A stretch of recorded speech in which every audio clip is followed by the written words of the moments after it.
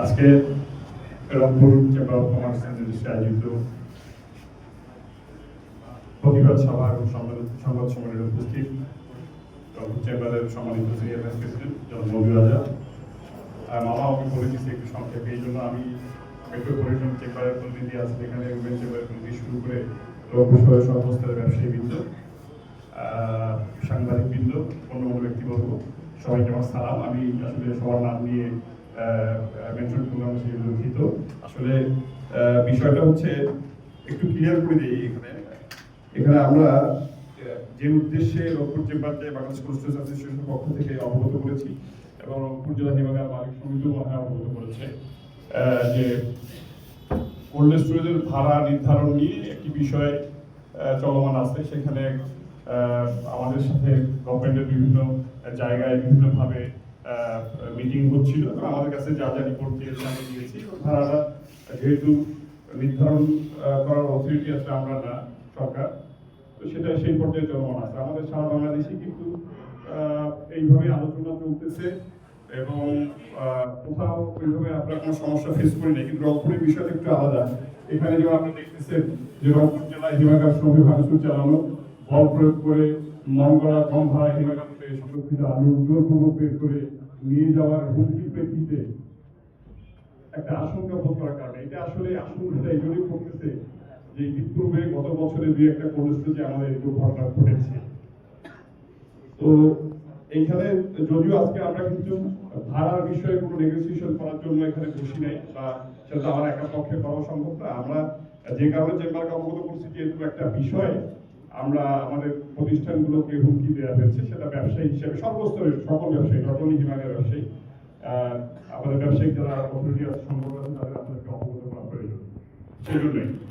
আর আমাদের একটি বিষয় আপনাকে বলে দিই, আলুর ভাড়ার ব্যাপারে আসলে প্রতি কেজিতে যে ভাড়া নির্ধারণ করা হয়েছিল সেটা যখন ইন্টারিম গভর্নমেন্ট ছিল ওখানকার কৃষি উপদেষ্টা আমাদের সাথে একাধিকবার মিটিং করে ওনারা একটা ভাড়া নির্ধারণ করে দেয়। আমরা ওই সময় আমাদের কস্টিং দিয়েছিলাম হচ্ছে 9 টাকা 62 পয়সা। তো আমাদের সাথে একাধিকবার নেগোসিয়েশন করে ওরা কিন্তু আপনার 2-3-2025 6 টাকা 75 পয়সা এই ভাড়াটা কেজি প্রতি নির্ধারণ করে দিয়েছিল এবং আমরা ওখানে প্রসেস মাইন্ডে মেনে নিয়েছিলাম।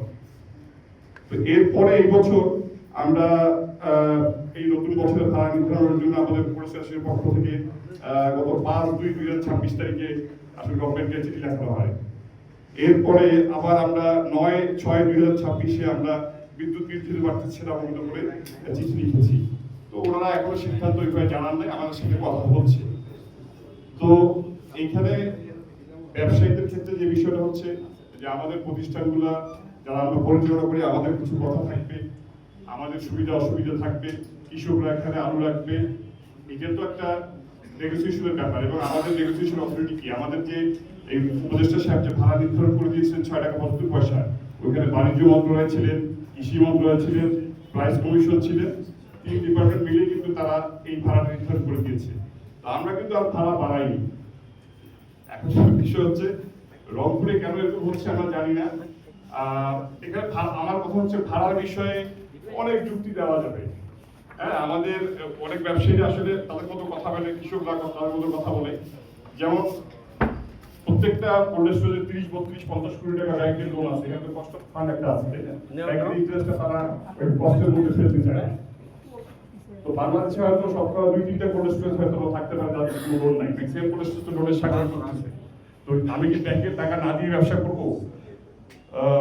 তো আমাদের মেইন বিষয়টা হচ্ছে যে আমরা আমাদের এই প্রতিষ্ঠানগুলো কোটি কোটি টাকার স্থাপনা যে ইন্ডাস্ট্রিগুলো, এখানে অনেক লোক, অনেকের কর্মসংস্থান হয়েছে। আমরা অনেক কষ্ট করে লস করে হলেও কিন্তু এই প্রতিষ্ঠানগুলো অনেক বছর ধরে আমরা কিন্তু চালিয়ে আসছি। আর সবচেয়ে বড় কথা হচ্ছে আমাদের দেশে কিন্তু খাওয়া আলু সংরক্ষণের জন্য কোনো গভর্নমেন্টের পক্ষ থেকে কোনো হিমাগার নাই। এবং বীজ আলুর ক্ষেত্রেও কিন্তু আমরা 85% এই বেসরকারি মালিকানাধীন কোল্ড স্টোরেজ সংরক্ষিত হয়। তো সেই ক্ষেত্রে যেমন 1 বছর আগে কিন্তু অনেকে দেখা গেল যে কোল্ড স্টোরেজে আলু রেখে অনেকে কেজিতে 100 টাকা লাভ করছে।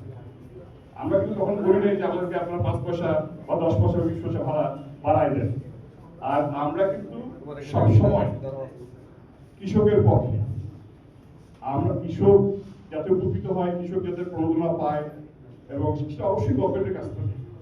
আমরা বছরের শুরুতেই সেটা গভর্নমেন্টকে কনস্টিটিউশন পক্ষ থেকে লিখছি যে আমরা কৃষকদেরকে ভর্তুকি দেওয়ার ব্যবস্থা করেন, আমাদেরকে বিদ্যুৎ রেগুলারিটি, তারপরে আপনার প্রফিট রেট, এগুলোতে যদি আপনারা রিবেট দেন তাহলে আমরা কৃষকদেরকে অনেক হেল্প করতে পারবো। আমাদের দিক থেকে কৃষকের সাথে কোনো অসুবিধা নাই। এখন যদি কোনো কারণে কৃষক প্রতি বস্তায় 200 টাকা 250 টাকা আলু বেশি প্রোডাকশন করে লস করে, তা আমাদের 50 টাকা বা 30 টাকা ভাড়া কমায়, আমাদেরকে আর মেরে আপনাদের লাভ থেকে আমরা তো এমনি তারা 50 টাকাগুলোকে আমরা চালাইতে পারবো। তা আমাদের কিন্তু আসলে বিষয়টা হচ্ছে, তারপরে আমরা সরকারি যেহেতু একটা বাংলাদেশের নিয়ন্ত্রণ সংস্থা আছে, বিভিন্ন মন্ত্রণালয় আছে, আমরা তো চাইলেও তাদের নিয়ন্ত্রণের বাইরে যে আমাদের কোনো একক কর্তৃত্ব বা আমাদের একক ধারা প্রতিষ্ঠা করা কিন্তু আমাদের পক্ষে সম্ভব না। কিন্তু আমরা যেটা কেয়ারটেকার তো ইন্টারিম গভর্নমেন্টের সময় আমাদের দুই একটা কোনো সুযোগের ভাঙা হয়েছে, কর্মচারীকে মারা হয়েছে, এই আশঙ্কা আমরা করতেছিলাম। তখন যেহেতু আইন শৃঙ্খলা পরিস্থিতি আপনি বলতেছেন যে ওই গভর্নমেন্ট ছিল না, তো ওই জন্য আমরা আসলে এই ব্যবস্থাটা নেইনি, আইনগত ব্যবস্থা। তো যার কারণে হয়তো অনেকে মনে করতেছে ব্যবসায়ীরা দুর্বল হয়ে গেছে। দুর্বলের বিষয় না, আমরা অলওয়েজ কৃষকদের পক্ষে। কিছু আমরা মনে করতেছি হয়তো বা কেউ হয়তো কোনো পক্ষ হয়তো এই বিশেষ পরিস্থিতি তৈরি করার জন্য চেষ্টা করতেছে।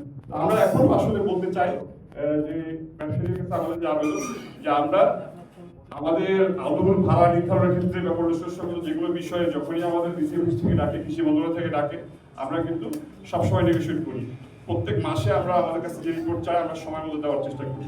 কিন্তু কেউ আইন হাতে নিবে, আমরা আমাদের প্রতিষ্ঠানগুলো নিয়ে নিরাপত্তাহীনতায় ভুগবো, এটা এই দেশে এই ব্যবসায়ীদের কাছে আমরা তুলে ধরার জন্য আজকে আমি শুরুতে যে উদ্দেশ্যে এই সাংবাদিক সম্মেলন আসলে করা, এবং সরকারি সাংবাদিক সম্মেলন আমাদের সর্বস্তরের ব্যবসায়ী মহলদেরকে অবগত করার জন্যই আসলে চেম্বারের সহযোগিতা এই আয়োজন।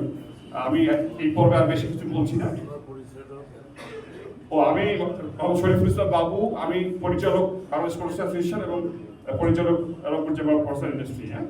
ধন্যবাদ সবাইকে আপাতত। মামা